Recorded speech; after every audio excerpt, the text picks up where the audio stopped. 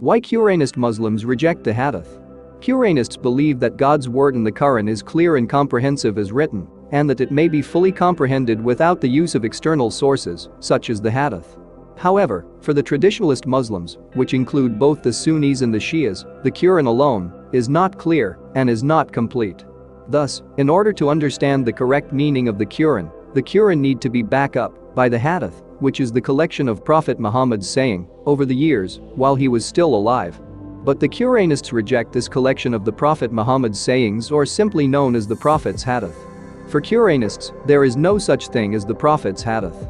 Their first reason for rejecting the Hadith is because the first Hadith collection, the Sahih al-Bukhari, was written and completed by Imam Bukhari in the year 846 CE, or the 232nd Hijra year.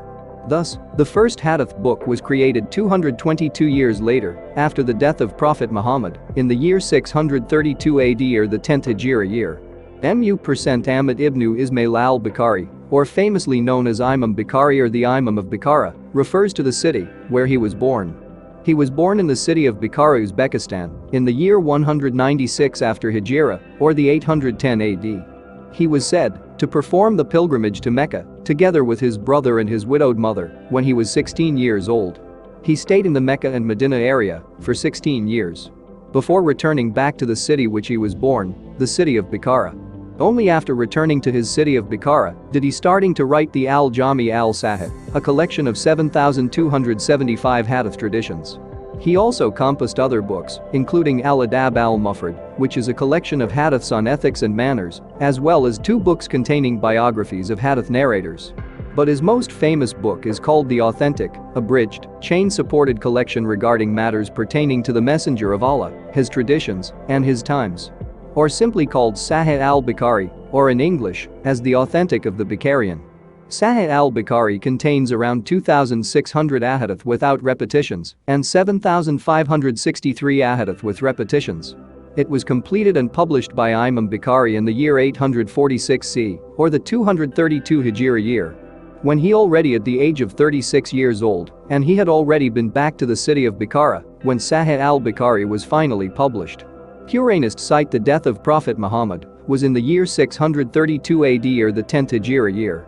Thus there is already a gap of 186 years between the death of Prophet Muhammad and the year in which Imam Bukhari was born in the 196 after Hijra, or the 810 AD.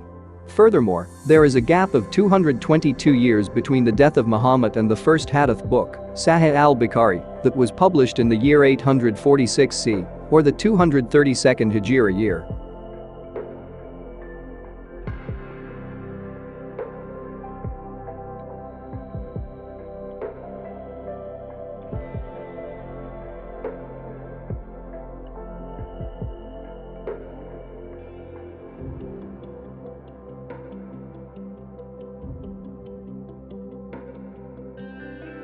To add to the suspicious, why did Imam Bukhari only started to publish his Sahih al-Bukhari when he already back in his own city of Bukhara? Why not published it in the city of Mecca and Medina?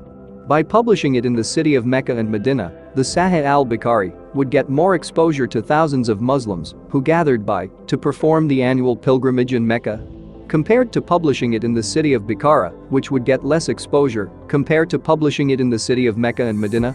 One of the theories is because Imam Bukhari was rejected and was driven away by the people of Mecca and Medina themselves.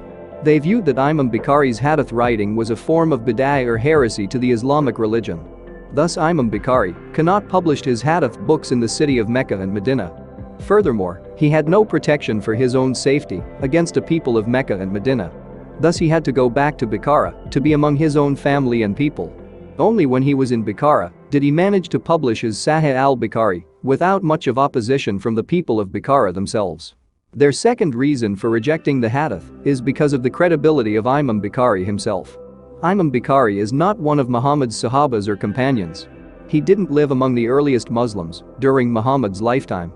He had never even met Muhammad, his wives or any of Muhammad's companions. Instead, he was born 186 years later after the death of Muhammad. He didn't witness, with his own eyes and ears, anything that had happened during the lifetime of Muhammad. These facts above are all the truths about Imam Bukhari. So how can he verify and confirm that all those hadiths that he wrote, from all the narrators that he mentioned, are actually the sayings of Prophet Muhammad, when he himself cannot even witness it with his own eyes and ears? But yet, more than 10,000 hadiths were credited to him in his Sahih al-Bukhari book, and millions of Muslims still believe in his hadiths. In addition, Imam Bukhari is also not an Arab. He is a Persian from Central Asia.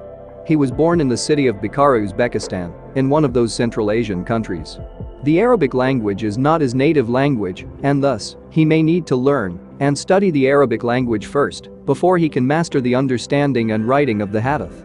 Furthermore, it was suspicious that Imam Bukhari went to Mecca and Madinah and staying in that area for at least 16 years, as mentioned in his biography. This was in the 9th century era, where traveling very long distance was not very common. There were no airplanes to travel thousands of kilometers away. Even today, the fastest flight from Bukhara to Mecca would take you at least 17 hours and 25 minutes, with at least 2 stops in between. And the distance between the city of Bukhara in Uzbekistan to the city of Mecca city in Saudi Arabia is about 4,170 kilometers away. As the city of Bukhara is a landlocked country, Imam Bukhari cannot travel by sea, using ship, which was the most preferred method to travel very long distances during those times. Thus, Imam Bukhari had to travel by camel, which would probably take him weeks or even months in order to reach Mecca. Plus, traveling very long distance during those times required a very big budget and a very big purse. Especially traveling on land, and had to make many frequent stops. This may require him to have hundreds or even thousands of gold dinars for all the traveling expenses. Furthermore, traveling on land was much riskier than traveling by sea, because land travelers were more exposed to the local thieves and criminals all along the way. And finally, if he ever studied in Mecca or Medina for 16 years, why did he never publish any of his hadith books in Mecca or Medina? Almost all of his books were published in the city of Bukhara itself. The Quranists argue that Imam Bukhari probably never went to Mecca or Medina for his studies, because of the long distance, the cost of traveling, and because he never published any of his hadith books in Mecca or Medina. As valid points to support the possibility that Imam Bukhari has never been to Mecca or Medina. The Quranists also argue that all of those stories about Imam Bukhari geniuses were just fabricated. The story that Imam Bukhari could memorize the whole Quran since he was 9. The story that he could memorize all of the 600,000 hadith sentences, word by word. A single hadith sentence might contain at least 10 words. Thus, 600,000 hadith sentences could contain at least 6 million words. But Imam Bukhari, as a total genius, could memorize all those 6 million words verbatim, without even forgetting or misquoting a single word at all.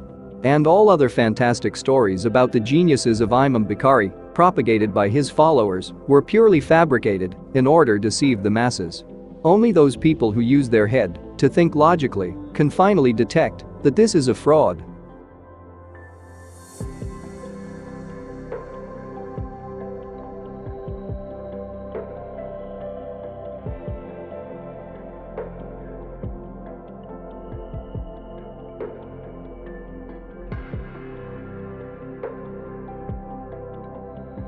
Their third reason for rejecting the hadith is because by the time Imam Bukhari was born, almost all of the hadith's narrators that were still living during the lifetime of Prophet Muhammad had already died.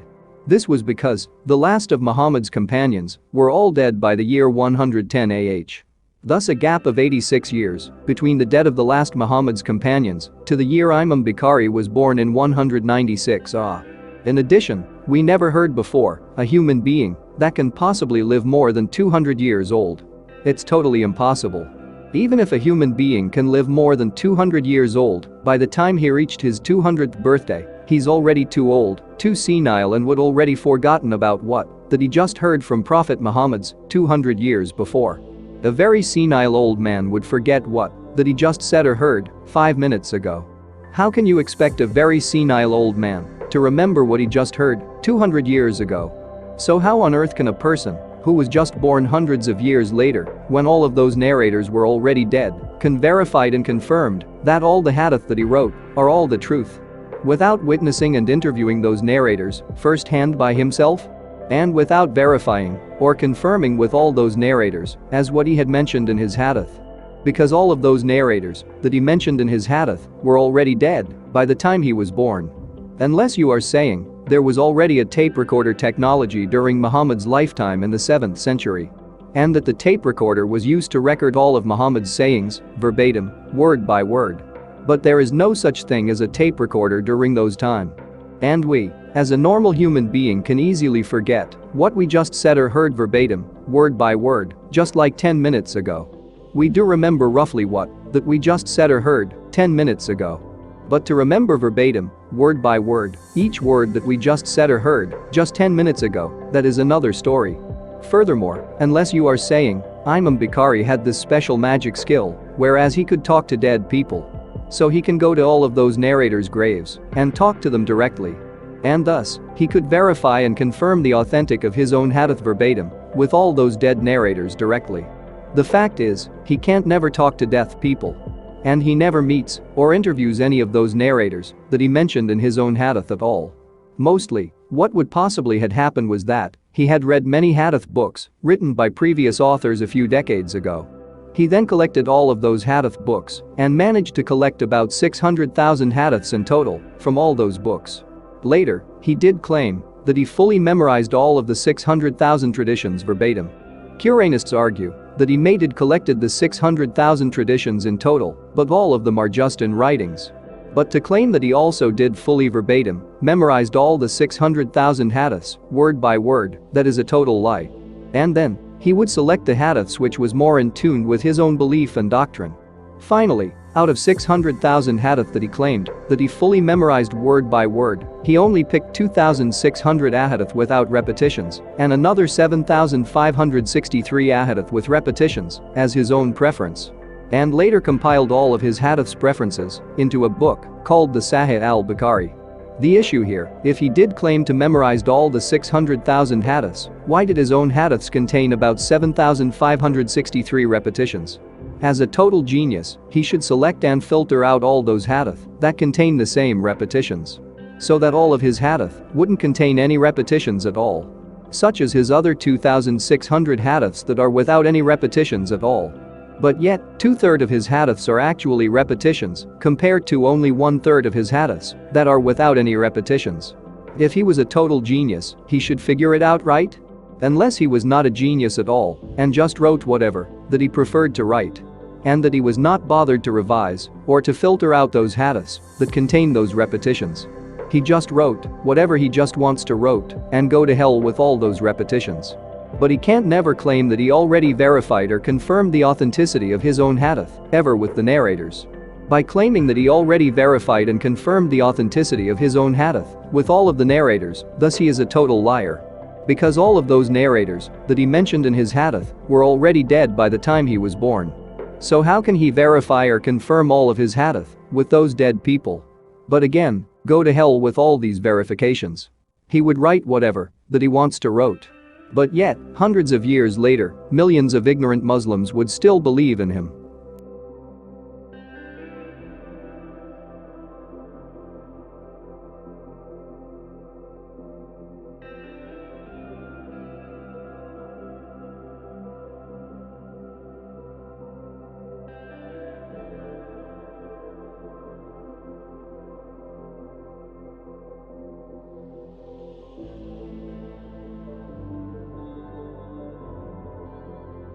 Why Quranist Muslims reject the Hadith.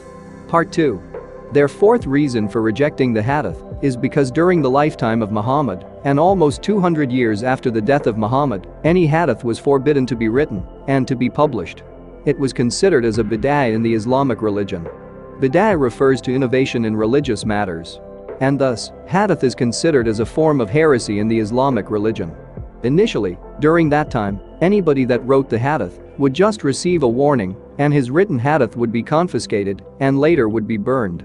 Over the years, starting from the reign of Caliph Omar Ibnu al Khattab, he would imprison anybody that wrote the hadith, including Abu Hurairah, one of the most famous hadith writer during the lifetime of Muhammad. But the problem was that Abu Hurairah was said to never personally meet up face to face with Muhammad. But yet, he was considered as one of Muhammad's companion, and of all of Muhammad's companion, he was said to narrated the most hadiths. Abu Hurairah, or father of a kitten, is not his real name. It's just his nickname, given by the people, because of his close attachment to cats. His real name is unclear and even disputed. Even until today, among the Muslim scholars, who should be the experts, are still disputing his real name. His real name is said to be Abd al-Rahman ibn Sakhr, or Abul Rahman ibn Ghanem, or Abd ibn Ghanem.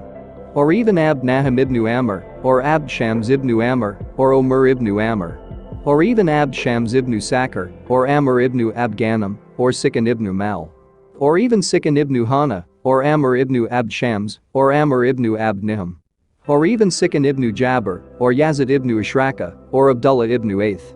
Or even Sikhan ibn Wathma, or Barar ibn Ashraka, or finally even Zayid ibn al-Harith. Even his birth name or family name is also disputed among the Muslim scholars. Some said that his birth name is Abd Shams, or Abdallah, or Sikhan. Or even Amr, or Barar, or Amri. Or even Za'yid, or Abd Amri, or Abd Ghanem. Or even Abd Yalal, or finally even Abd Tim.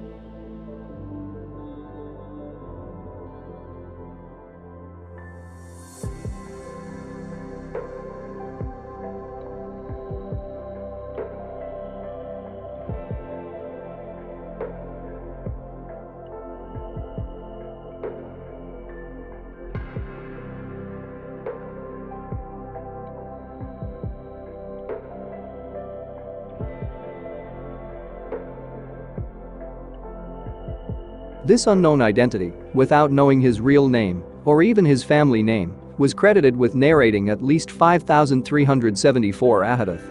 But yet, millions of ignorant Muslims around the world still accepting and believing in his Hadiths. Without knowing that this father of a kitten was actually a con man. Only a con man would have so many names or family names in order to hide his real identity. Only a con man would use a nickname instead of his real name in order to refer to himself. But a person of truth would use his real name. And a person of truth would also have only one real name and have only one real family name. But Abu Hurairah was not one of the truth, but merely a con man. But yet, millions of ignorant Muslims still believe in most of his hadiths. Years later, after the death of Muhammad, anybody that wrote the hadith can be caught, jailed and received very severe punishment from the ruling authority. Initially, these hadith writers were just jailed in prisons for years without any torture. But things really got out of hand that the ruling authority was forced to use the torture method against these hadith writers. This was experienced by Imam Hanbali himself and other so-called imams that wrote the hadith, which were jailed and severely tortured by the ruling government. But this severe punishment didn't stop these so-called imams to write the hadith in secret all over the years. And only to publish the hadith later, when the ruling authority was more lenient and more tolerant towards them. Even during the lifetime of Muhammad, he already prohibited any documents to be circulated other than the Quran. In Sahih Muslim and narrated by Abu Sa'id al-Khudri, "Don't write about me, and anything written about me other than in the Quran should be erased." In the Sunan of al-Tirmidhi, also narrated by Abu Sa'id al-Khudri, we asked the Prophet permission to write the hadith, and he declined. In his Musnad, Ahmad ibn Hanbal mentioned about Abu Hurairah, which narrated that when the Prophet heard what they were writing, he became angry and said, "Books other than the Book of God? Praise the Book of God and be faithful to it." Then, Abu Hurairah said that we gathered everything we had written in one pile and set it on fire. During the reign of Abu Bakar al-Sadiq, the first caliph of Rashidun, or rightly guided caliphs, he forbid the writing of hadith. In the Memorial of the Hadith Masters, written by Abu Dhabi, narrated from Aisha that Abu Bakar had collected 500 hadith of the Prophet. But after a sleepless night, he asked Aisha about the hadith that she knew. So she did, but then Abu Bakar gathered all the hadith and burned them. Aisha was surprised and asked him why did he burn them. And he said, "I feared that I would die with these words on me, and they would be full of his words that I trusted, but it would transpire that it was not what he said, and I would have relayed them incorrectly." In other words, Abu Bakar was afraid that those hadiths were incorrect. And thus he had to burn them all. Despite Abu Bakar being the closest companion to Muhammad, he narrated the least hadiths from all the companions. He was said to narrate only 142 hadiths. Out of the 142 hadiths, Imam Bukhari had already verified 11 of them by himself, and Imam Muslim had only confirmed one by himself. But both Imam Bukhari and Imam Muslim could only agree that only 6 of them were actually narrated from Abu Bakar. The reason given by the traditional Muslims on why Abu Bakr gave the least hadith narration, despite he being the closest companion to Muhammad, was because he was already died before the spread of the hadith become more popular among the Muslims. This reason by itself just proved to all of us that Abu Bakr was opposed to the spread of hadith among the Muslim community. He forbid it, he discouraged it, and he even burned almost all the hadith books available during his time.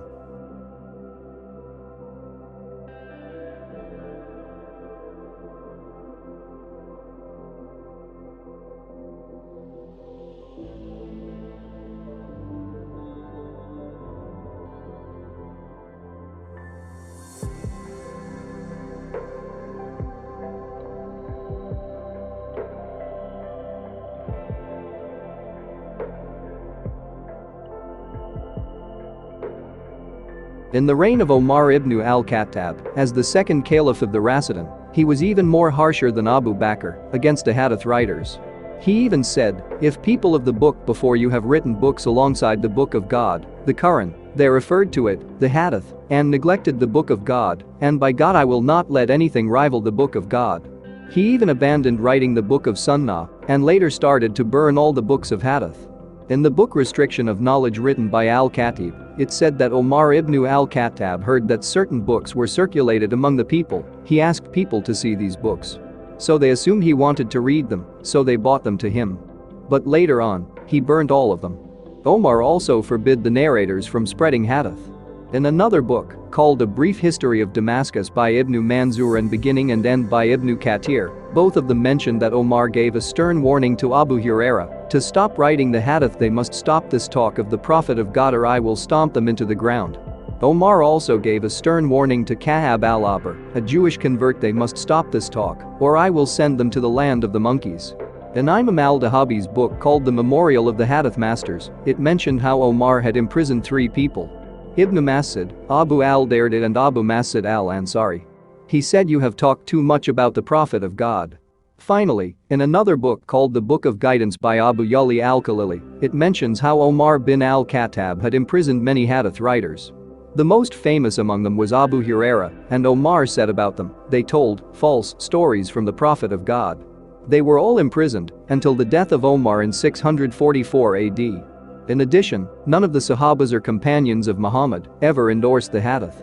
Ibn Sa'd in his book title, The Book of the Major Classes, mentioned that in one occasion, Uthman ibn Affan, the third Caliph of Rashidun, stood on a podium and declared, "Whoever says things I did not say has earned his seat in hell," about the hadiths that were attributed and narrated to him. Furthermore, Muhammad Rashid Rida said of the Sahabas they did not want the hadith to become part of religion in the way the Quran was, and had they understood that the Prophet wanted that, they would have written the hadith and gathered everything they had heard from the Prophet and spread the hadiths among the people. But the Sahabas themselves never wrote the hadiths. It was the 4th or 5th generation Muslims, more than 200 years after the death of the Prophet, that later wrote the hadiths.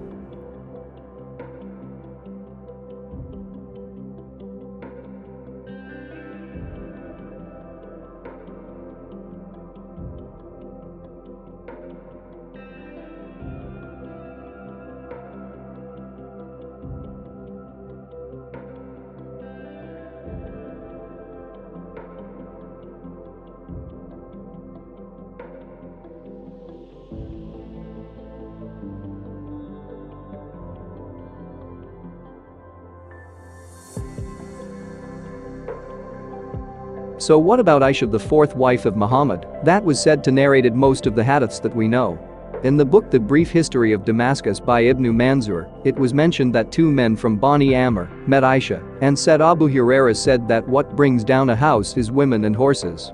This angered Aisha and she responded, "This is a lie, and what brings suffering to Abu Qasim," referring to Abu Hurairah, "is what he said, this is what the people before Islam suffered from." In another incident between Aisha and Abu Hurairah, Aisha accused Abu Hurairah as a liar because of him making up the hadith. In Sahih al-Bukhari, narrated from Ibnu Hajar al-Asqalani, mentioned that Aisha said to Abu Hurairah, "You narrate things about the Prophet that I never heard from him." Thus, instead of defending himself, Abu Hurairah was mocking Aisha back by saying, "Well, you, because you're too busy with the mirror and makeup, took you away from him, while nothing took me away from him." Finally, their fifth reason for rejecting the Hadith is because Zayid ibn Harithah, the Prophet Muhammad's adopted son, never wrote the Hadith. Zayid was a young teenager and was initially appointed by Muhammad as his personal secretary for his own business during Muhammad's first marriage with Sidi Khadijah, Muhammad's first wife. Everywhere that Muhammad goes, Zayid would accompany him and also recorded all of Muhammad's business transactions. In addition, Zayid was also staying in the same house as Muhammad, but of course in a different room than Muhammad. Later on, once Muhammad was appointed as the Prophet, Zayid, as the personal secretary to Muhammad, would also recorded all of the Quranic verses that Muhammad received in writing. As Zayid was staying in same house as Muhammad, every time that Muhammad received the revelation, it would be easier for Zayid to immediately wrote the Quranic verses after listening to Muhammad's sayings. And Zayid was also one of the first Muslims after Muhammad and Sidi Khadijah, Muhammad's first wife. Years later, Muhammad adopted Zayid as his own son. But as the closest person to Muhammad and as Muhammad's adopted son, Zayid never wrote a single hadith. And not a single hadith ever contributed to him as the narrator. Remember that anywhere that Muhammad would go, Zayid as his personal secretary and later as his political secretary would always accompany him. Either in his business, in his meetings, in his sermons or in his wars. But yet, Zayid never wrote a single hadith, nor a single hadith attribute to him as the narrator. The name Zayid is even specifically mentioned in the Quran to refer to this Zayid ibn Harithah, the adopted son of Muhammad and the subscriber of the Quran. Out of all the companions of Muhammad, only Zayid's name was specifically mentioned in the Quran, in Surah Al-Ahzab, verse 37. The translation of this verse is as below. And, remember, O Prophet, when you said to the one for whom Allah has done a favor in you, to have done a favor, keep your wife and fear Allah, while concealing within yourself what Allah was going to reveal. And, so, you were considering the people, whereas Allah was more worthy of your consideration. So when Zayid totally lost interest in keeping his wife, we gave her to you in marriage. So that there would be no blame on the believers for marrying the ex-wives of their adopted sons after their divorce. And Allah's command is totally binding. The clear Quran translation by Dr. Mustafa Khattab. The one here is referring to Zayid ibn Harithah, who is about to divorce his wife. Muhammad came to Zayid and advised him not to divorce her. But Zayid still divorced his wife. Later on, Zayid's former wife got married to Muhammad. And the word adopted sons is the confirmation that Zayid is actually Muhammad's adopted son and not his actual son. This verse is to confirm the rule in the Islamic law that after the adopted sons have divorced their wives, it's allowable for the fathers of the adopted sons to marry the adopted sons' ex-wives.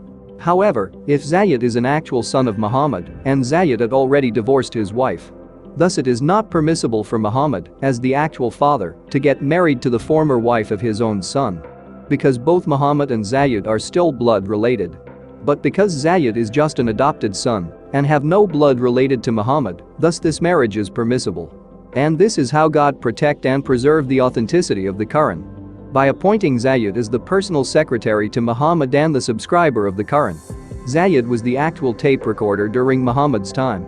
He listened to every revelation he received from Muhammad and immediately wrote it all onto a piece of paper. These pieces of papers later on was compiled to form the Quran, as we all know as today.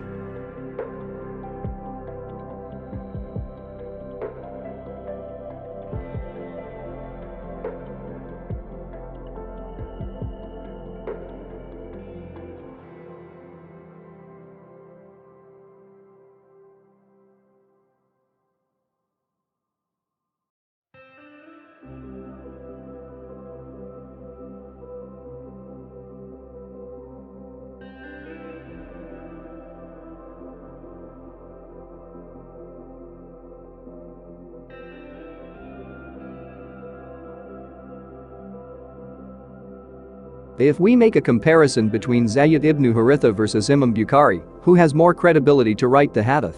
Of course, Zayid has more credibility to write the hadith compared to Imam Bukhari. The first reason is because Zayid is one of the closest companion to Muhammad.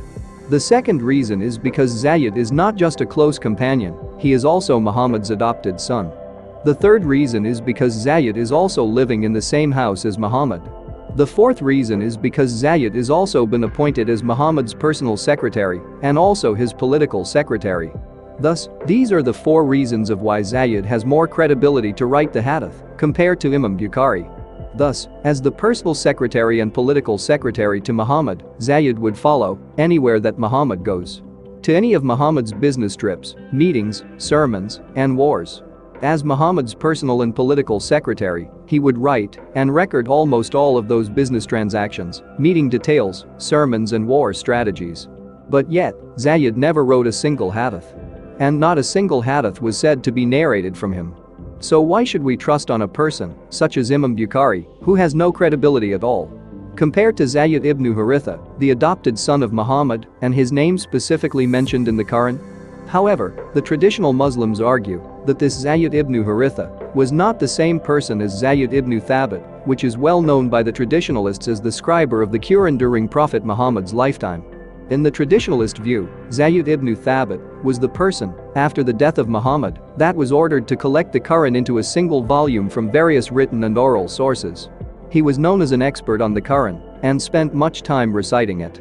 In the traditionalist story, it was Zayid ibn Thabit that was appointed by Muhammad with the task of writing letters to non-Muslims and compiling and keeping a database of Quranic verses. Zayid ibn Thabit was one of Muhammad's chosen people to jot down the Quran's passages. He used to spend the most of his time reciting the Quran and learning the Quranic verses as Muhammad said them. When Zayid ibn Thabit was 19 years old, he volunteered to fight. But at that time, he was not welcomed into the Muslim army's ranks.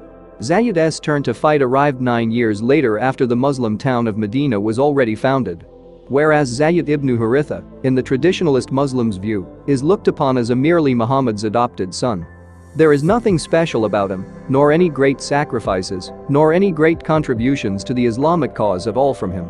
He just being luckily to be Muhammad's adopted son, This is very different compared to the traditionalist view on Zayid ibn Thabit. He is mentioned as the one who was responsible to collect all the Quranic verses into a single volume after the death of Muhammad. He is also known as the specialty of the Quran and would spend hours reciting the Quran. He would write letters to non-Muslims and was appointed by Muhammad himself to be the subscriber of the Quran during the lifetime of Muhammad. He was even mentioned to voluntarily offer himself to fight for the cause of jihad. But Zayid ibn Harithah, the adopted son of Muhammad, is nothing compared to Zayid ibn Thabit, who is also well known as the specialty and the subscriber of the Quran.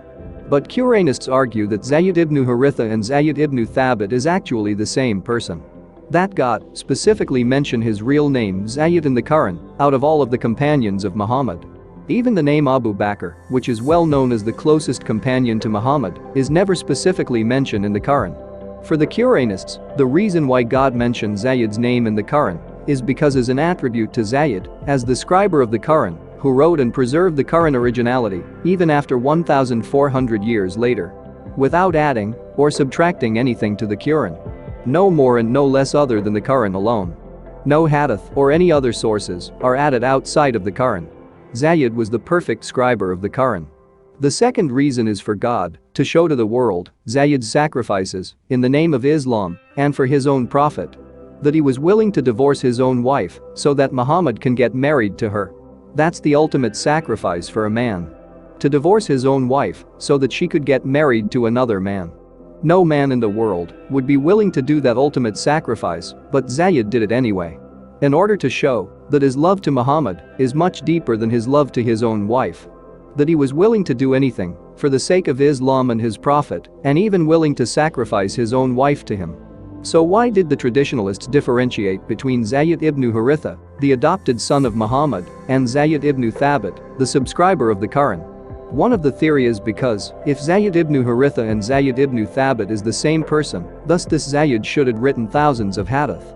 Because he was the closest person to Muhammad and he was also the subscriber of the Quran. He should write and narrate the most hadiths among all of the companions. Even more hadiths than even Abu Hurairah, who is said to narrate at least 5,374 hadiths in total. But yet, this Zayid never wrote a single hadith, and no hadith is said to be narrated from this Zayid ever. So this exposure would totally defeat the validity of the hadith. If the closest person to Muhammad, living in the same house as Muhammad, and also the subscriber of the Quran, never ever bothered to write a hadith, what does that mean to you? It's a total proof to you that the hadiths are merely fraud. written by the 4th or 5th generation Muslims, whereas the person living in the same roof as Muhammad didn't even bother to write a single hadith, nor a single hadith ever is said to be narrated from him. For now, these are just the 5 reasons for why do the Quranist Muslims rejecting the hadith. There are many more reasons to add to these 5 reasons. We will be discussing the other reasons in another video. For this series, it should be sufficient to tell you the first 5 reasons on why do the Quranist Muslims reject the hadith. So that the audience of this channel, either they are Muslims or not, do finally understand the Quranists' viewpoints for rejecting the hadith.